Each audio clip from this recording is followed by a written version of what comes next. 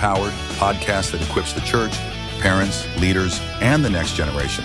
Hosted by Paul Sperlin, Caleb Sampson, Jerry Elder, and Caleb Norwood. 4 voices, 1 mission, to build stronger ministries, faithful families, and disciples that last. Real talk, real tools, real encouragement. This is Empowered, and it starts now in the Ministry League Network.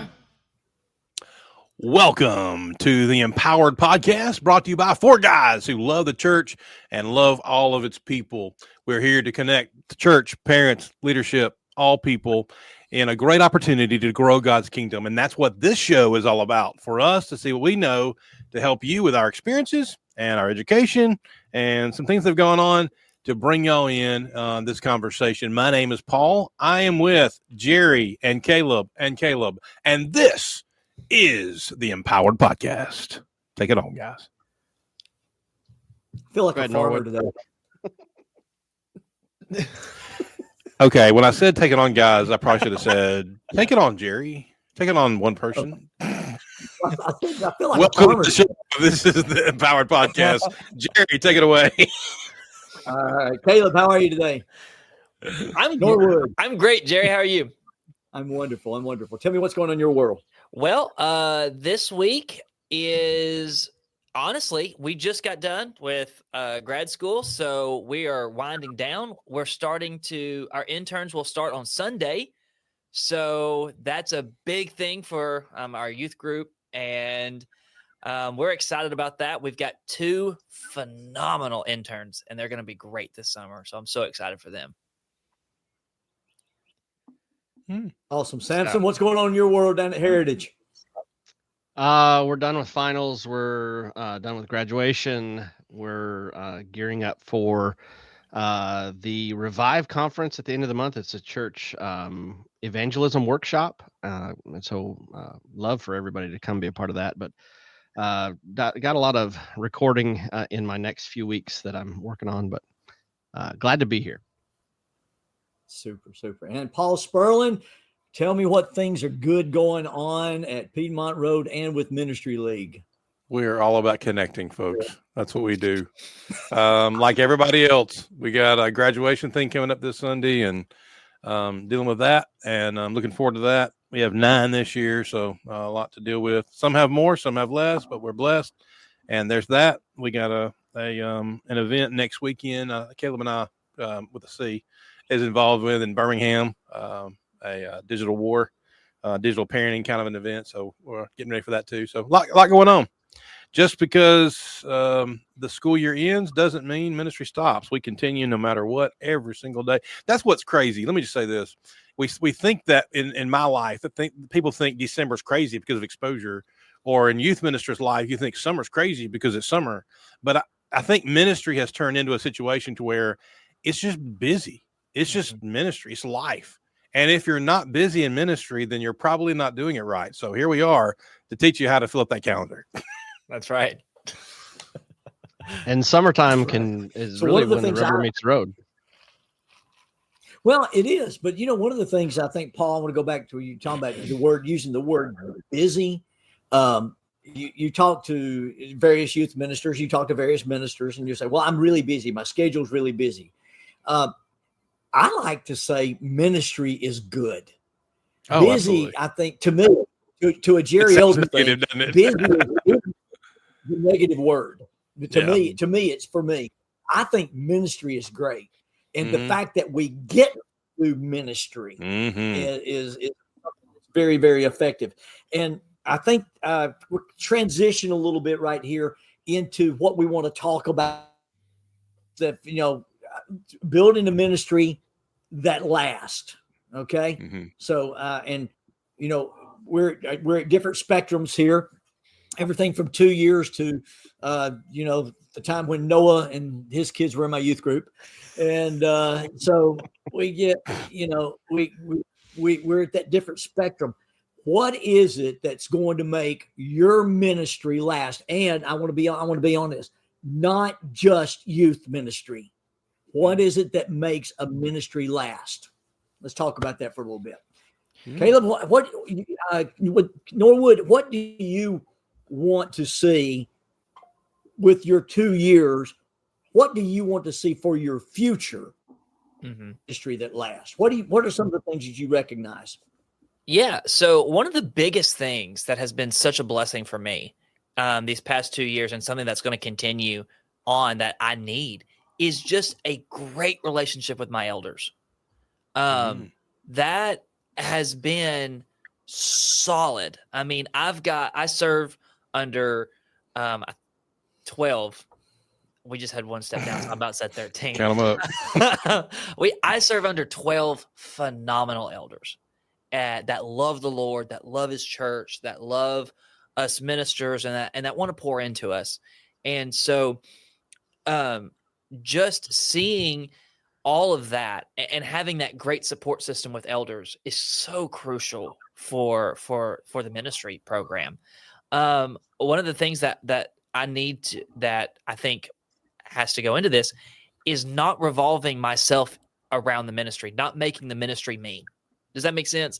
You know, I help facilitate this ministry. I help guide this ministry, but I'm not the ministry. And so those are two really big things that I think are going to outlast me in this role. Paul, whenever we think about that, Paul, whenever you think about it, what do you run through on that? I think it's all about focus. I think it's about keeping your eye on the ball, and also being aware of the calendar when it comes to ministry in general. Because the one thing I've learned from my transition, 30 years in ministry, from youth ministry, some pulpit, and then now Connections, is being aware of what everyone is into. And I guess that's more the Connections than anything else, because as a youth minister, I am on the calendar. I'm on the schedule. I want to make sure that and here's the thing, the word consistency is a big thing with me. Consistency and communication. Because if you don't have both those, you're in trouble no matter what you do. I don't care what business you're in. But I think having that in the church, and so everyone's on the same page, that you plan things when you know people are available, or at least you put it out there early enough where they can make plans towards that. And I think all this sounds practical, but I think it really is about being focused and laser sharp on what the needs are with your group, whether it's youth, whether it's college, whether it's senior saints, whatever your deal is. What you're doing is make sure you're creating opportunities for them to grow spiritually, and also to grow within one another. We want to grow to get to know one another better, but also in doing that, growing closer to Christ. Mm-hmm. So, Paul, on that, what do you think has been the most difficult thing for you in that? I think the most difficult part is probably the first 2 years in any job, because you're probably going into a situation to where they didn't have that consistency. So I literally, as a youth minister, I would make sure the first Sunday night of every month, let's talk school year, usually is the area-wide devotional. You know, I've been blessed to be in places where we had area-wides, and so they know that's when that is. And so we go to those. Okay, we meet a certain time, we take them, we get them back at a decent time, and get them back to their parents. That's important. Week 2 is our high school and or middle school devotionals after church Sunday night. And then the next week, make sure they understand your K through 5, depending on who you do. This is all youth work here, is the devotional, the lunch. We would do lunch on Sunday because it's easier to do it during the middle of the day. And so that's the schedule every single month of the school year. Obviously, summer's different, but school year, they know it, consistency. So they know what to expect and know how to get there. And that's the conversation you have before you even start a job. But once you get there, you keep that consistency. Once you change that up, people don't know what's going on, you know, and they're going to stop asking you what's going on. They're going to ask the elders what's going on. And that is the worst. And I didn't point to elder to say that, but that is what they do, is they're going to go to leadership. Okay, this isn't happening like you usually do. How do I do that? So take control of that consistency and set that up, and let your elders know ahead of time, this is what we're going to do, so that when they do go to them, they can say, well, this is the plan he gave to us, and this is the plan he's going to follow through with, and do that. Once you defer from that, that's when trouble ensues. Good points. I think one of the things, and you're talking about the consistency, and you're talking about those things, be an outcome-oriented individual, because when you're Good going call. to begin something, you know, look at it and see if it's going to work. Yeah. Just because you start something doesn't mean you have to always keep doing it, because if it doesn't work, it doesn't work. Right. And it's okay.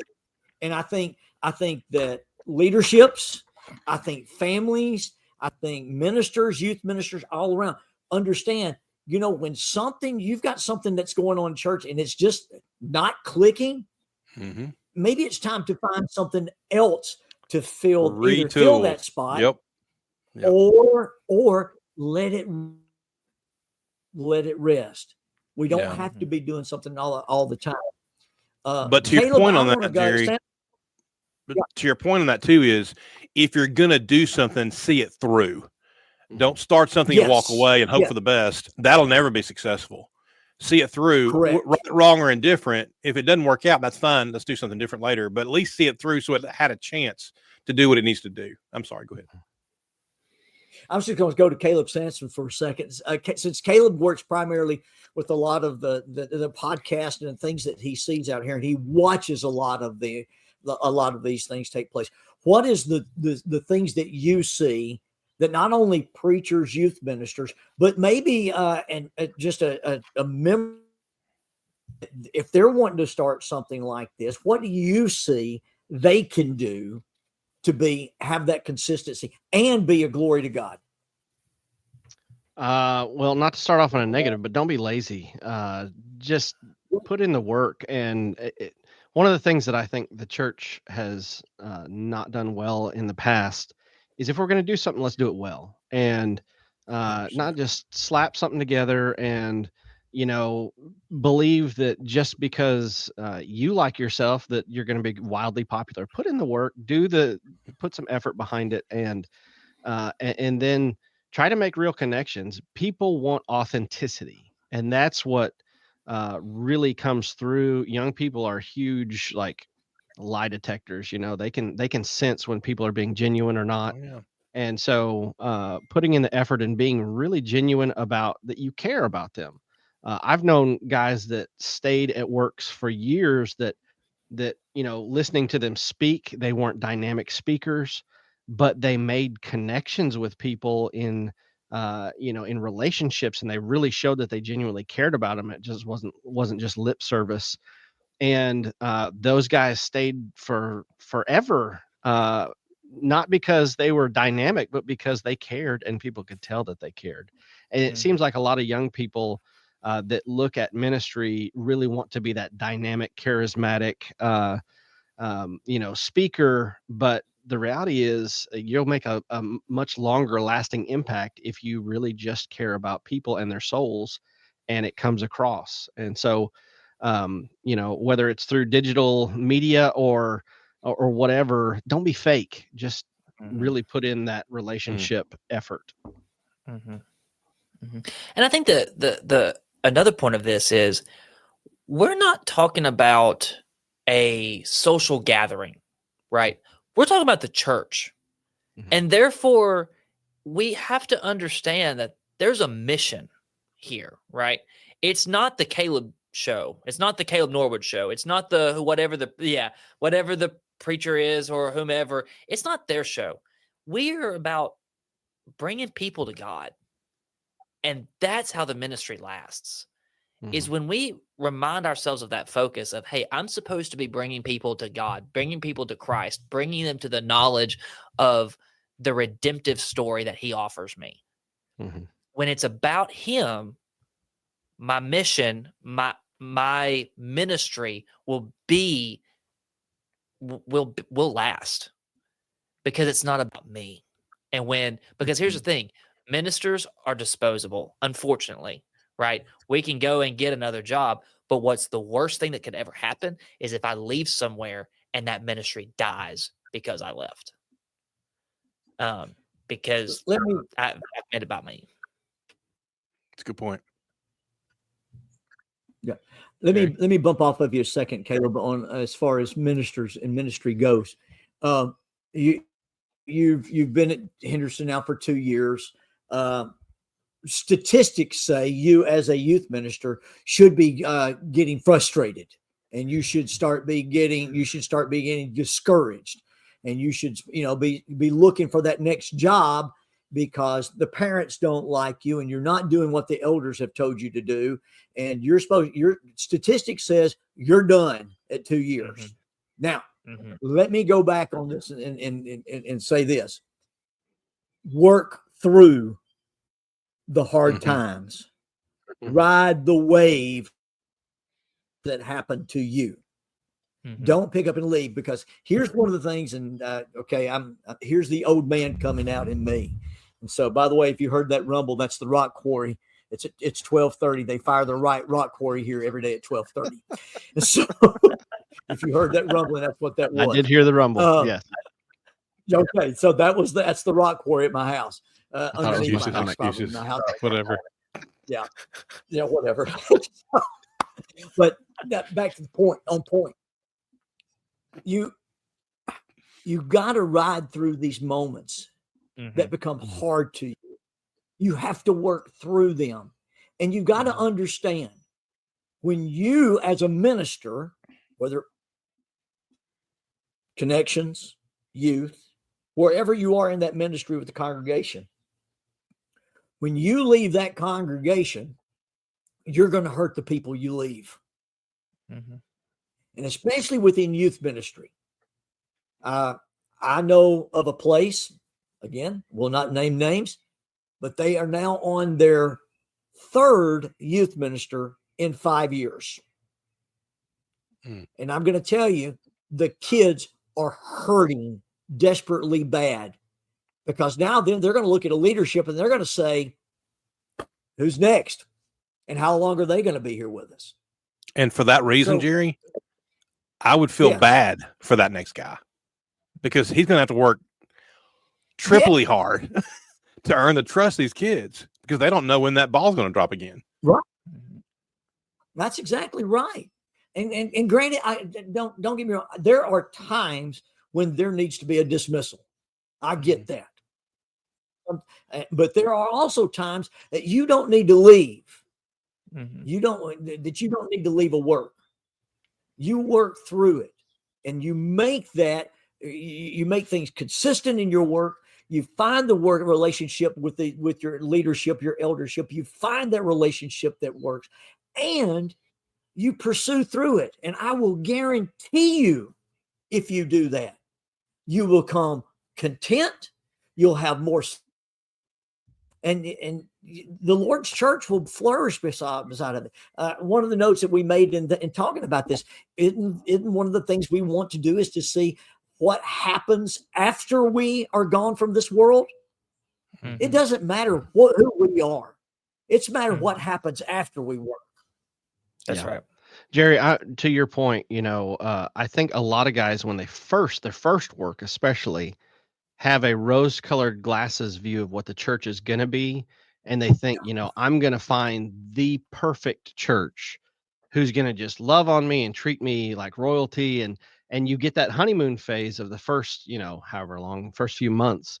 And they say yes to everything you want to do, and it happens quickly, and you just can do no wrong. And then as soon as that begins to wear off, it's like, oh no, I didn't sign up with a perfect church. I've got to go find that next perfect church. And I know I did that for a while in ministry of thinking, okay, well, if I go to this one, then it's going to somehow be different. And it's people. They're imperfect. There's going to be challenges, and riding through the tough times is really what kind of bonds you together in that process. So, when we're thinking about that in longevity, I think there's a lot of wisdom from guys that have been through it for years and have ridden some of those waves, and it can tell you, it will get better if you continue to work on the relationship and continue to try to push forward. And with the young people, they need that consistency, like the case that you gave of that congregation. Jerry Barber always talks about it being a funeral. When you lose someone in the ministry staff, or even an elder resigns or whatever, it's really, the death of what existed before, and now you're moving on to something else. And the emotions that we go through are like the death of someone. We grieve the loss, and we sometimes have anger and all those things. And so there's a lot of emotional components that are involved in that. So, Paul, how do we build something that outlasts us? How do we build I guess the word is legacy. How do I build well, that sounds terrible, not legacy, but no, it's fun. You're on track. How do I build that? Well, I think it starts with so there's two ways of looking at it. There's one, are you going into a place, or are you already here? If I'm already here, you want to create strong adult volunteers. Mm-hmm. And a lot of those are going to be your parents.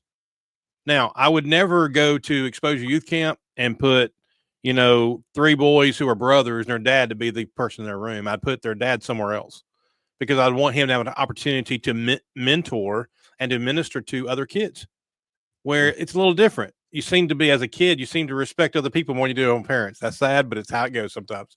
But that's why you mix it up a little bit, and you give parents a chance to be do work with other kids. I'm talking about youth ministry here, with other children, and let other children's parents come over and do that. So it's all about training volunteers. It's about giving them a specific goal and a list of goals. Some things that are attainable quickly. You want quick hitters. Because if you get someone that is a little, I don't want to use the word frail, is inexperienced in the volunteer area of any ministry, and you're like, I want to help, but I don't know how to do it. It said, like for teachers, I do education here, among other things, and a person comes up to me and says, Paul, I'd really like to teach a class. I've never done it. What do I do? Well, you go to a class. I put you in a classroom of the area which you'd like to teach, and just watch what this person does and watch what we do. Go to class with me and see how I interact with the kids, or how I interact with the adults. And I'm going to be honest with you. The way I interact with kids and adults really isn't a lot of difference. It's about relationships. We're people, and we're God's people. And all I need you to do is love people and love the hearts of people. And so I think to build that up is to bring people in, to give them quick hitters, to show them success, so they see that success, because success breeds success. And you continue to want to do more if you see those small things, and then build things that take a while to attain, to reach for. And so I think that's a big thing. Goal setting is a big thing. But also, as the minister in charge of that area, or the deacon, or the member in charge of that area, you got to find a way to connect, to talk to people and reach the fringe people, not just fringe kids and youth group, but the fringe people on the outside, to bring them in. And you got to give those small little things to bring them up. And I think that's all about empowerment. Mm-hmm. And that's what's going to build your program. Mm-hmm. Yeah. I had a concept. What's happening? Go ahead. Okay. Go ahead, Caleb. Well, one thing on that, I had a concept when I first got into ministry, which was a very selfish concept, I think. But it was, if I leave, the church will fall apart. If I leave this work, it's just going to fall to pieces.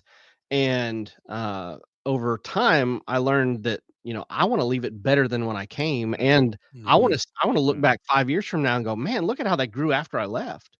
And so finding those people, making those connections, training them, if I died tomorrow, I hope it doesn't skip a beat. I hope they keep moving on and are excited about everything that I worked on, not just that if I was the life support that kept it alive. So I think that's I think a lot of people have that concept at first, and then hopefully grow out of that. If they don't, they have a really dark heart. Yeah. A person that wants things to die when you leave, come on. They're going to find somebody who can do what you do. It won't be quite the same. It'll be a little different, but come on. And I think we need to grow up a little bit and be more mature about that in those cases. Sorry, Jerry. If you're expecting that, then I question your love for the Lord's church.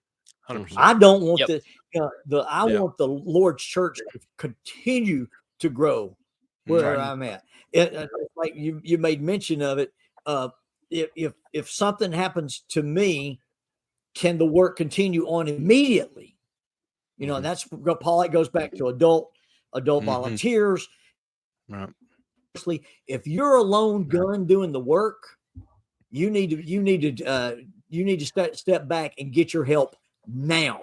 That's right. Because we are not indispensable. People can take our place in a heartbeat, but it needs to be that if you need to leave tomorrow, everything is taken care of for you.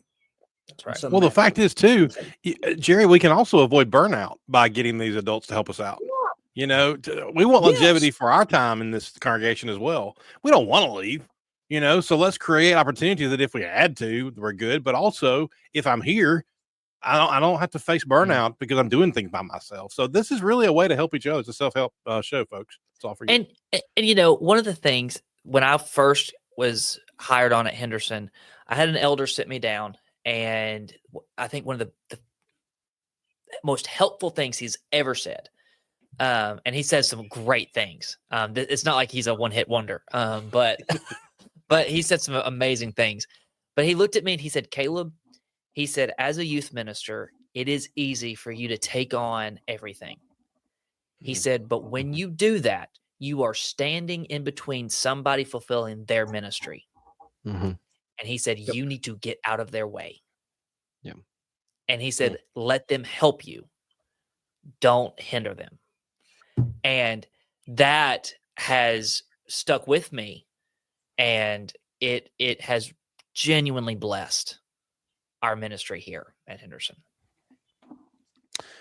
One thing that we haven't really said much about.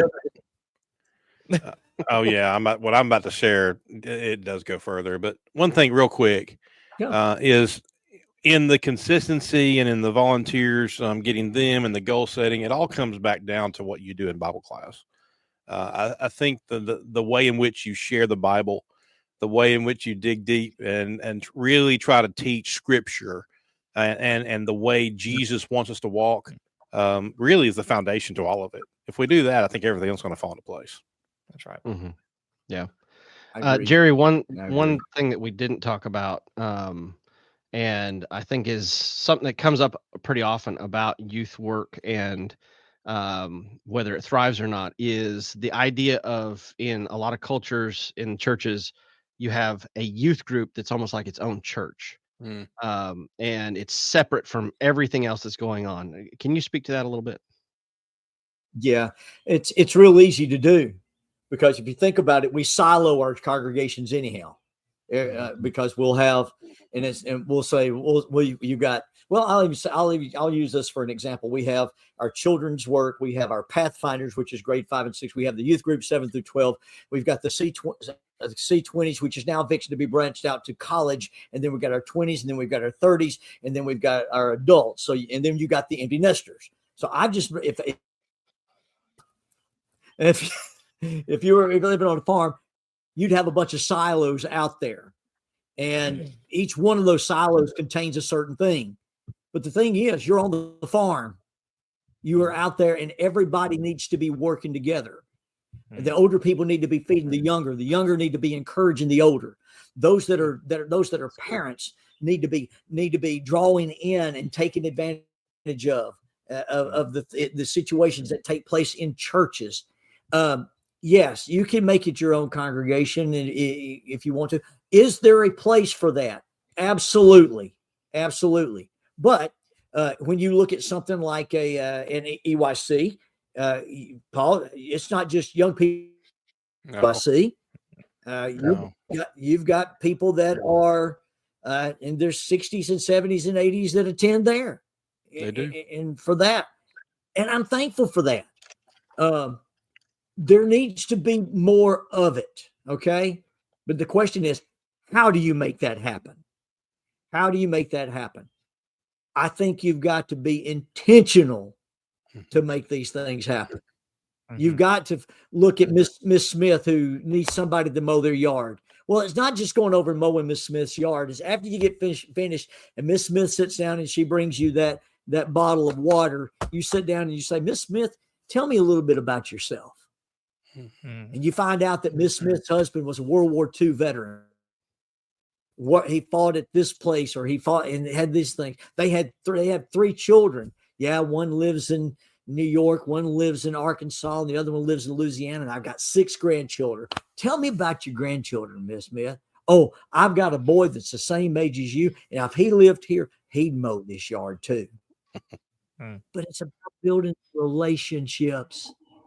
When we build relationships, the love of Jesus just flows.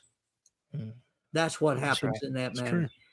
And so, but it takes an intentional work to make it happen, and not think we have to do it all ourselves.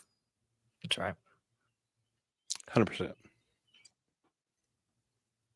Well, guys, this has Paul, been what's great. happening? I didn't catch that. What did he say? I didn't catch it either. What's happening at Ministry League? Well, what's happening in Ministry League is we had an event a couple of weeks ago, and most of the squares here were there, and we just need to get them all there next year, Jerry. But we got something kind of neat that we're working on coming up the next few months, and I'm kind of excited about it. Should I say?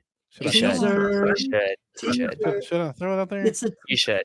The app that you have that has the songs on it, we're going to keep those songs, but we're going to have a new app for you in about 3 or 4 months, maybe. We'll see. Yeah, 6 months, something like that. So we're working on it, and we're in the early stages of it, but it's going to be something that all people of all kinds will be able to use and not have troubles just because you have an Android phone. So as Paul is all things to all people, our app will be as well. Yeah. Sorry, awesome. Anyway. That is awesome. I mean, it's going to be really great. It's going to be a lot of things on it the other one never had and never thought of having. We appreciate all the work that has gone into the other one that we've had, but we are looking at some new things and some new opportunities. And so podcasts growing like crazy and hitting folks all over the world with it. And we're really excited about that. And so just a lot of great things. How many podcasts on the Ministry League Network? How many podcasts? As of today, this new podcast, Empowered, will make our 70th podcast. We're number 70. Oh, we are. That's pretty neat. That's pretty neat. Yeah, that's awesome. Up. Yeah, that's cool. It's a cool thing, and I'm thankful for all the members of the Lord's Church that are trying to make content and reach people through whatever avenue, and we're just glad to kind of bring some of that together. So connect. Well, since we're here, you said connect. If we have folks out there that have written things, Bible class curriculum, a lesson, a devotional, send it to us. We'd love to package it and wrap it and throw it on the website, make it available, and give you credit for it in your email address too. So do that. Send that to us at paul@ministryleague.com, and we'll make all that available. We're doing some new things with our resources too. So send it on. We'd love to share it. Yes. And there's the website just popped up for you right there. And so, well, let's wrap it up here, guys. What do you expect? I mean, what is it that you really expect in your ministry? Whether you're in pulpit, whether you're in youth, or in education, or whether you're in that newfangled ministry of connections. What do you expect of your ministry? I'm trailblazing, buddy.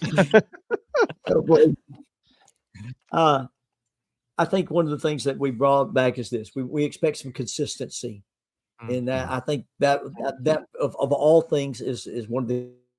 There's a second word that I want to talk about later on, is the word transparency in our ministries, and I think that's a word we'll have that we'll come up and talk a little bit about in the future. When I look at the Lord's church around, there's a lot of neat things that take place. You pull your calendar out, you look at it, you know the things that are going to happen, and you know when you've got open days. When you have an open day, don't forget about the Lord.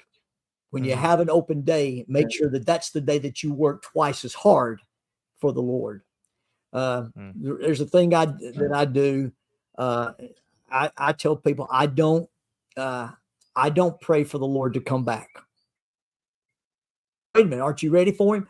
I am ready for the Lord to come back, just like I know my 3 brothers here are ready for the Lord to come back. But I do want to pray for one more day for one more soul.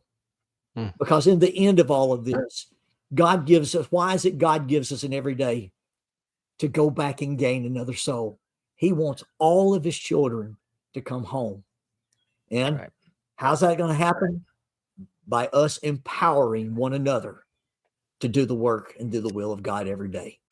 Powered podcast that equips the church, parents, leaders, and the next generation. Hosted by Paul Spurlin, Caleb Sampson, Jerry Elder, and Caleb Norwood. 4 voices, 1 mission. To build stronger ministries, faithful families, and disciples that last. Real talk, real tools, real encouragement,